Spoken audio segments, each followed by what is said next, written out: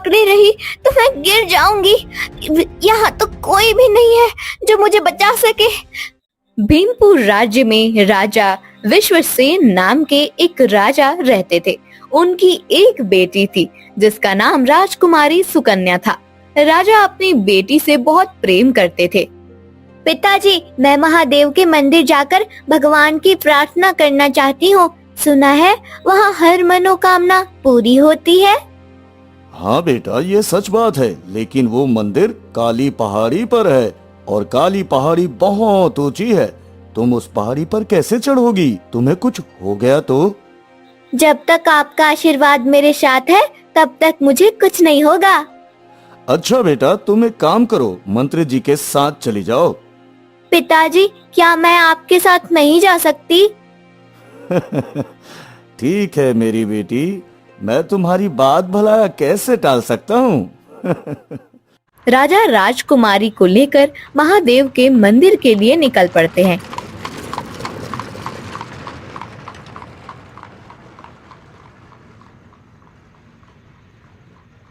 पिताजी, मंदिर पहुंचने में हमें कितना समय लगेगा? बेटी, महादेव का मंदिर बहुत दूर है, वहाँ पहुँचने में हमें काफी समय लग जाएगा। अच्छा पिताजी। मुझे लगता है अब हमें थोड़ी देर रुककर आराम कर लेना चाहिए। ठीक है पिताजी, जैसा आप कहें। राजा और राजकुमारी एक पेड़ के नीचे बैठकर आराम करने लगते हैं। तभी वहाँ एक चिड़िया आ जाती है और अपनी सुरीली आवाज में गाना गाने लगती है। सबसे पहले मेरे घर का अंडे जैसा था आकर, तब मैं यही समझती थी बस इतना सा ही है संसार। फिर मेरा घर बना घोंसला सूखे तिनकों से तैयार, तब मैं यही समझती थी बस इतना सा ही है मेरा संसार। फिर मैं निकल पड़ी शाखों पर हरी भरी थी जो सुकुमार, तब मैं यही समझती थी बस इतना सा ही है संसार। लेकिन जब मैं आसमान में उड़ी तो दूर तक पंख पसार, तभी समझ में मेरी आया बहुत बड़ा है यह संसार।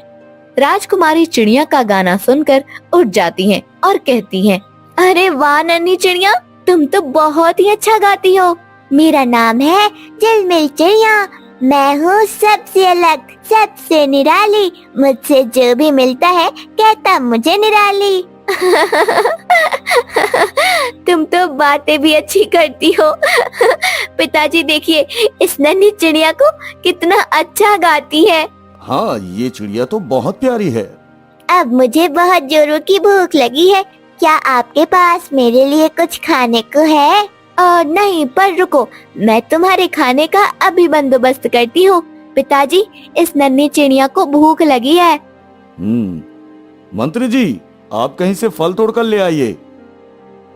जी महाराज, मैं अभी उस पेड़ से फल लेकर आता हूँ।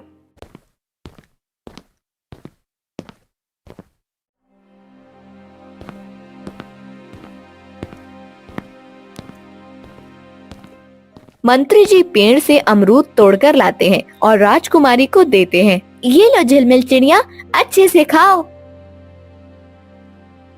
वाह, ये अमरूद तो बहुत ही स्वादिष्ट है। आपका बहुत शुक्रिया मुझे अमरूद खिलाने के लिए। अरे कोई बात नहीं, मैं इतना तो कर ही सकती हूँ। चिड़िया को फल खिलाने के बाद राजा, राजकुमारी और मंत्री सब पहाड़ की तरफ निकलते हैं। बेटी, तुम थक तो नहीं गई? नहीं पिताजी, मैं ठीक हूँ। राजकुमारी जल्द से जल्द मंदिर पहुँचना चाहती थी, लेकिन तभी रास्ते में अचानक से तेज तूफान आ जाता है। बेटी सुकन्या, मेरा हाथ थाम लो, वरना ये तूफान हमें उड़ा ले जाएगा। पिताजी, अब मुझे कुछ दिखाई नहीं दे रहा है। आप कहाँ हैं? तेज तूफान की वजह से राजा और राजकुमारी बिछड़ जाते हैं। पिताजी, पिताजी, आप कहाँ हैं? पता नहीं पिताजी कहाँ चले गए। मुझे तो महल का रास्ता भी नहीं पता। मैं घर कैसे जाऊंगी? इधर तूफान से बचकर राजा और मंत्री राजकुमारी को ढूंढते हैं, पर वह उन्हें नहीं मिलती। मंत्री जी, मैंने आसपास बहुत देखा, मगर राजकुमारी कहीं नहीं मिल रही। पता नहीं मेरी बेटी किस हाल में होगी। जी महाराज, मैंने भी उन्हें बहुत ढूंढा पर वो नहीं मिली महाराज। काफी देर ढूंढने के बाद राजा और मंत्री थक हार कर महल वापस आ जाते हैं। इधर भटकती हुई राजकुमारी का पैर पहाड़ी से फिसल जाता है। आ! आ! आ! आ! बचाओ, बचाओ, कोई मेरी मदद करो। मैं थोड़ी देर इस पेड़ को और पकड़ी रही तो मैं गिर जाऊंगी। यहाँ तो कोई भी नहीं है जो मुझे बचा सके। तभी अचानक वहाँ वही झिलमिल चिड़िया आ जाती है। अरे राजकुमारी, आप यहाँ कैसे गिर गई? अच्छा हुआ नन्ही चिड़िया तुम आ गई। मेरी मदद करो वरना मैं गिर जाऊंगी। आप परेशान मत हो, मैं अभी किसी को आपकी मदद के लिए लेकर आती हूँ। तब तक आप इस पेड़ को छोड़िएगा मत। झिलमिल चिड़िया झट से जाती है और आसपास देखती है। उसे कोई नजर नहीं आता। फिर थोड़ी दूर पर उसे एक बकरी चराने वाला व्यक्ति दिखाई देता है। सुनो भले इंसान, मेरी मदद करो। राजकुमारी उस पहाड़ी से गिरकर एक पेड़ पर लटकी है, उन्हें बचा लो। कहाँ है तुम्हारी राजकुमारी?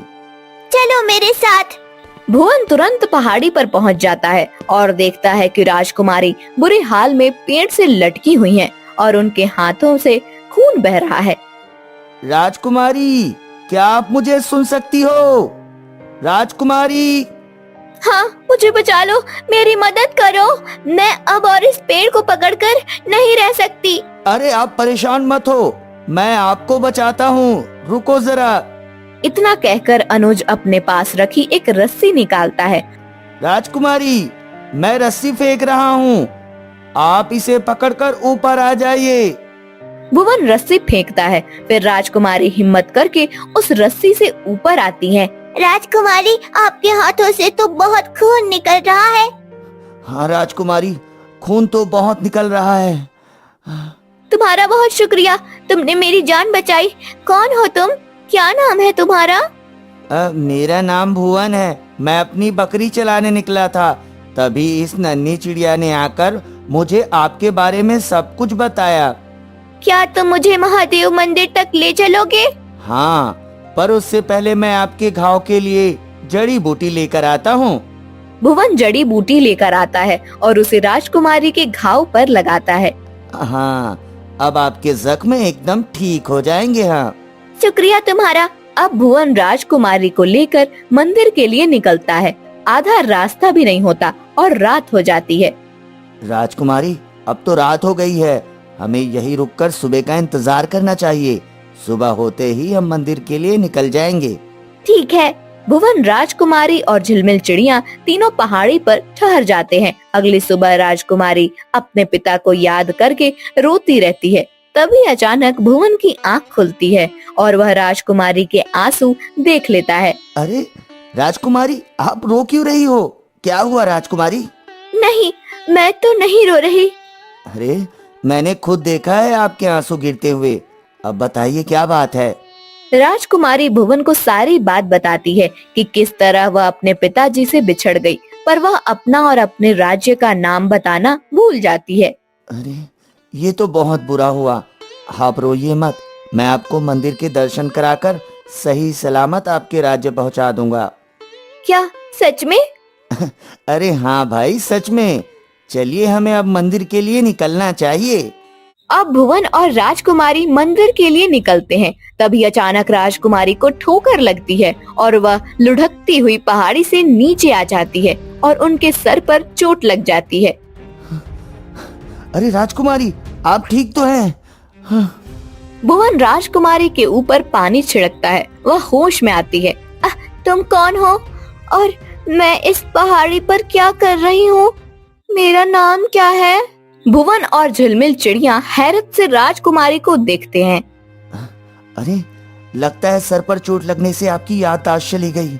कोई बात नहीं, आप मेरे साथ मेरे घर चलिए, वहाँ मेरी माँ आपका बहुत ख्याल रखेगी। हाँ। भुवन राजकुमारी की हालत देखते हुए उन्हें अपने घर ले आता है। कल से तुम कहाँ थे बेटा, और यह तुम्हारे साथ लड़की कौन है? भुवन अपनी माँ को सारी बात बताता है। बेटी तुम परेशान मत हो, तुम मुझे अपनी माँ की तरह ही समझो। ठीक है माँ जी, पर मैं अपना नाम भी नहीं जानती हूँ। कोई बात नहीं बेटी, आज से तुम्हारा नाम राधा है। अब हम सब तुम्हें राधा कहेंगे। अब तुम आराम करो, मैं तुम दोनों के लिए कुछ खाने को लाती हूँ। भुवन की माँ राजकुमारी का अच्छे से ख्याल रखती है, इसलिए कुछ ही दिनों में उनके घाव ठीक हो जाते हैं, लेकिन वह फिर भी उदास उदास सी रहती है। बेटा मैं जानती हूँ तुम अपनी याददाश्त को लेकर बहुत परेशान रहती हो, मगर तुम चिंता मत करो, ईश्वर ने चाहा तो तुम्हारी याददाश्त तो जल्द ही आ जाएगी। काश ऐसा हो जाए। इन सब बातों को छोड़ो, चलो मैं तुम्हें गांव घुमाती हूँ और अपनी प्यारी गाय से मिलवाती हूँ। भुवन की माँ राजकुमारी को अपना पूरा गांव घुमाती है और फिर उन्हें अपनी गाय लक्ष्मी से मिलवाती है। इससे मिलो, यह मेरी प्यारी गाय लक्ष्मी है। मेरा नाम लक्ष्मी है और मुझे आपसे मिलकर बहुत खुशी हुई। मुझे भी तुमसे मिलकर बहुत खुशी हुई। क्या हम दोस्त बन सकते हैं? हाँ जरूर, मुझे खुशी होगी। राजकुमारी लक्ष्मी से दोस्ती कर लेती है और अब भुवन के घर में उनका मन लग जाता है। भुवन राजकुमारी को खुश देखकर अपनी माँ से कहता है, माँ, लगता है कि राधा का दिल अब यहाँ लग गया है। हाँ बेटा, अब बस बेचारी की याददाश्त वापस आ जाए तो अच्छा है। माँ, वैद्य जी ने कहा है कि अब राधा धीरे धीरे ठीक हो रही है और बहुत जल्द उसकी याददाश्त भी वापस आ जाएगी। भगवान करे ऐसा ही हो। मैं भगवान से रोज प्रार्थना करती हूँ कि उसका परिवार उसे जल्द ही मिल जाए। समय गुजरता जाता है और अब राजकुमारी भुवन की माँ के साथ घर के कामों में हाथ बटाने लगती है। सुबह सुबह राजकुमारी भुवन की माँ से कहती, माँ जी क्या मैं भी आपके साथ चूड़ियाँ बेचने चलूं? नहीं राधा बेटी, तुम घर पर आराम करो। अभी तुम्हारी चोटें पूरी तरह से ठीक नहीं हुई हैं, तुम्हें आराम की जरूरत है। माँ जी मैं दिन भर घर में आराम करते करते उब गई हूँ। लेकिन घर के कामों में तो तुम मेरी मदद करती हो ना। अब जब तुम पूरी तरह से ठीक हो जाना तो मेरे साथ चूड़ियाँ बेचने भी चलना, पर अभी नहीं। माँ जी मुझे सिर्फ आज ले चलिए ना अपने साथ, फिर मैं नहीं कहूँगी। अच्छा ठीक है चलो। इस तरह कुछ समय और बीत जाते हैं और राजकुमारी पूरी तरह से स्वस्थ हो जाती है।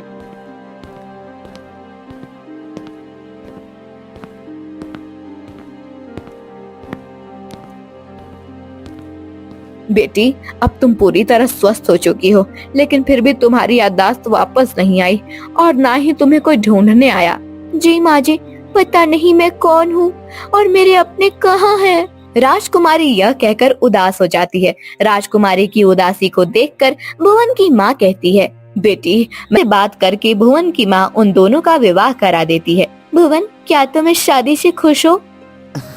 हाँ राधा, तुम जैसी पत्नी भला किसी नहीं चाहिए। तुम एक समझदार और प्रेम करने वाली लड़की हो। भुवन की बात सुनकर राधा खुश हो जाती है। इसी तरह से दिन बीतते जाते हैं और दूसरी तरफ राजा हर मुमकिन कोशिश करते हैं राजकुमारी को ढूंढने की, पर वह कहीं नहीं मिलती। एक दिन राजा राजकुमारी को ढूंढते हुए दूसरे राज्य जा पहुंचते हैं। आखिर कहाँ चली गई मेरी राजकुमारी सुकन्या? हे भगवान, जल्दी से मुझे उससे मिलवा दीजिए। मेरी आंखें तरस गई है उसे देखने को। हे भगवान।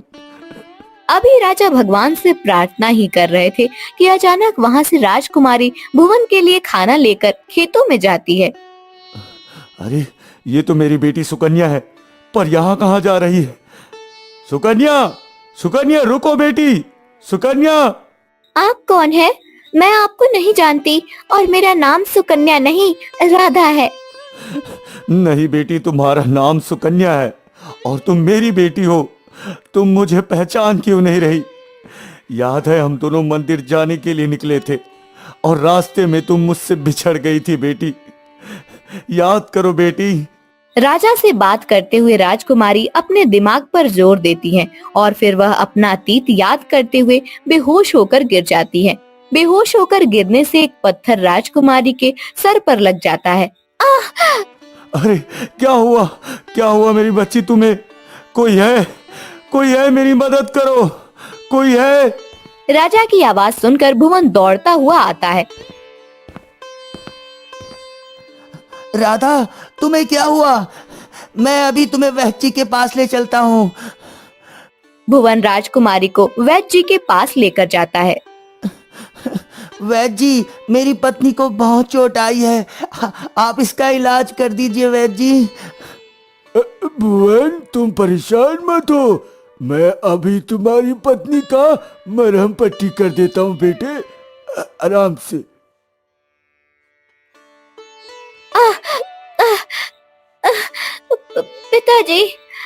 पिताजी। हाँ मेरी बेटी, मैं यहीं तुम्हारे पास। महाराज, आप कौन हैं और राधा आपको पिताजी क्यों कह रही है? राजा भुवन को सारी बात बताते हैं। अच्छा, तो राधा आपकी बेटी है। मुझे पता तो था कि वो एक राजकुमारी है, पर किस राज्य की ये बताने से पहले ही इसकी याददाश्त चली गई थी। अच्छा, पर लगता है कि अब मेरी बेटी की याददाश्त वापस आ गई है। वैद्य जी, राधा ठीक तो हो जाएगी ना? भुवन, तुम चिंता मत करो, अब तुम्हारी पत्नी एकदम ठीक है, इसकी याददाश्त भी वापस आ गई है। अब भुवन राजकुमारी को घर ले जाता है। साथ में राजा भी भुवन के घर जाते हैं।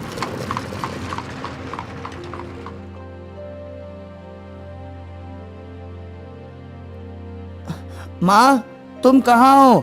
देखो, राधा की याददाश्त वापस आ गई है। माँ, क्या हुआ बेटा, तू इतना शोर क्यों मचा रहा है? और यह महाराज कौन है? माँ जी, यह मेरे पिताजी हैं, जिनसे मैं बिछड़ गई थी। भगवान ने मेरी सुन ली और तुम्हें तुम्हारे पिता से मिलवा दिया। हाँ माँ जी, सब आपकी प्रार्थना का नतीजा है। इतने में भुवन की आंगन में दुष्ट जमींदार आ जाता है। जमींदार की नजर भुवन के घर पर होती है। वह घर हड़पने के लिए भुवन और उसकी माँ पर झूठा इल्जाम लगाता है।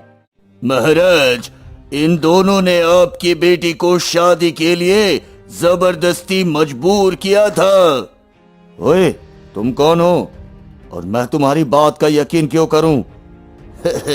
मैं इस गांव का जमींदार हूँ और मैं शुरू से इन दोनों को जानता हूँ। ये दोनों एक नंबर के लालची लोग हैं। हाँ, लालची। अरे जमींदार जी, जुबान संभाल कर बात कीजिए। आप हम पर झूठा इल्जाम क्यों लगा रहे हैं? अच्छा, मेरी हर बात एकदम सच है, सच। राजा जमींदार की बातों में आ जाते हैं और बिना किसी की बात सुने भुवन और उसकी माँ को बंदी बना लेते हैं। पिताजी, आप भुवन और माँ जी को छोड़ दीजिए, उनका कोई कसूर नहीं है। बेटी, तुम्हें इनसे डरने की कोई जरूरत नहीं है। इन दोनों ने तुम्हें लालच में यहाँ रखा था और तुम्हारी शादी अपने बेटे से करवा दी ताकि तुम्हारी सारी संपत्ति इन्हें मिल सके। इन्हें नहीं पिताजी, ऐसा नहीं है। तुम बहुत भोली हो बेटी, तुम्हें इनकी चाल समझ नहीं आएगी। तुम मेरे साथ महल चलो। इतना कहकर राजा राजकुमारी को अपने साथ महल ले जाते हैं और भुवन और उसकी माँ को काल कोठरी में डाल देते हैं। लक्ष्मी गाय भी राजकुमारी का पीछा करते हुए महल पहुँचती है। प्रणाम महाराज। अरे तुम कौन हो और यहाँ क्यों आई हो? मैं राजकुमारी की दोस्त लक्ष्मी और भुवन की गाय हूँ। मैं आपको यह बताने आई हूँ कि भुवन निर्दोष है। उस जमींदार ने भुवन पर झूठा इल्जाम लगाया है। अच्छा, तुम्हें कैसे पता कि जमींदार झूठ बोल रहा है और मैं तुम्हारी बातों का भरोसा क्यों करूं? आपको विश्वास नहीं है तो आप मेरे साथ चलिए और खुद देख लीजिए।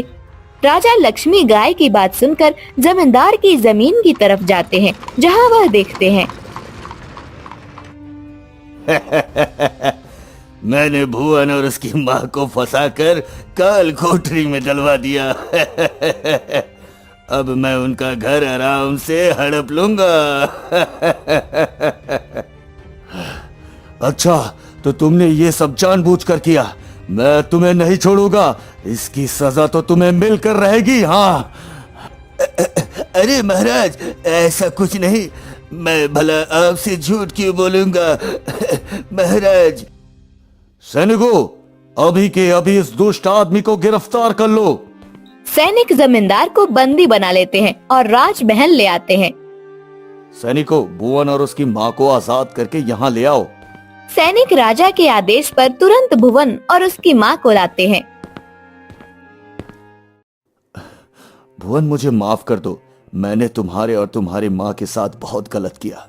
मैं बहुत शर्मिंदा हूँ बेटे। मैं अपनी बेटी की ये हालत देखकर परेशान हो गया था। मुझे माफ कर दो। अरे कोई बात नहीं महाराज, राजकुमारी को उनका परिवार मिल गया, मेरे लिए यही बहुत है। अब हमें यहाँ से चलना चाहिए। राजकुमारी का ख्याल रखिएगा। भुवन यह कहकर अपनी माँ के साथ वापस अपने घर के लिए निकल पड़ता है। जब राजकुमारी को भुवन और उसकी माँ के लौटने की खबर मिलती है तो वह तुरंत दौड़कर उनके पीछे जाती है। भुवन, आप मेरे पति हैं और आप मुझे छोड़कर कहाँ जा रहे हैं? नहीं राजकुमारी, आप अपने पिता से बिछड़ गई थी, उसी बीच हमारा विवाह हुआ। वरना आपका विवाह तो एक राजघराने में होना चाहिए था। आपका और मेरा कोई मेल नहीं राजकुमारी। मेरे लिए आप किसी राजकुमार से कम नहीं है। मेरा और आपका साथ तो जीवन भर का है और आपको लगता है कि मैं इसे तोड़ दूंगी? कभी नहीं। अरे भुवन, मेरा कोई बेटा नहीं है। मैं चाहता हूँ कि तुम मेरे बेटे बनकर यही मेरे पास रहो और मेरी राजगद्दी संभालो।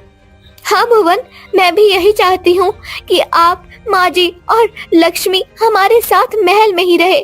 राजकुमारी के बहुत कहने पर भुवन उनकी बात मान लेता है। अब सब एक साथ राजमहल में खुशी खुशी रहने लगते हैं। फिर राज्याभिषेक के दिन भुवन राजकुमारी को महादेव मंदिर के दर्शन के लिए ले जाता है।